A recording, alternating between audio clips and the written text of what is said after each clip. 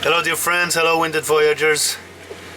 Sorry, but this week taking a vacation from doing a video.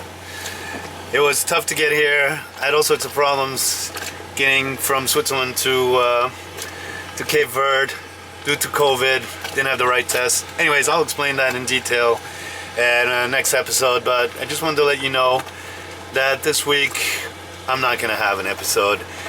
I've continuously done episodes for the past 3 years. Never took a vacation. So this year I'm taking a week vacation, a week off of doing a video. But I just wanted to let you know, and I wanted to thank you for all your support throughout, some of you throughout years, months, and I couldn't be here, I couldn't do what I'm doing if it wasn't for you. And I thank you from the bottom of my heart. You guys have been incredible. And I hope to continue doing cool things, on video and for you to show you, and we hope to move on from Cape Verde soon. Now I've got to install a old battery that my friend Peter lent me because my battery for my motor doesn't work, and I want to start up my motor, make sure everything's good, and soon get Galpan back out in the water. So again, Happy New Year everybody. Thank you for everything, and see you next week.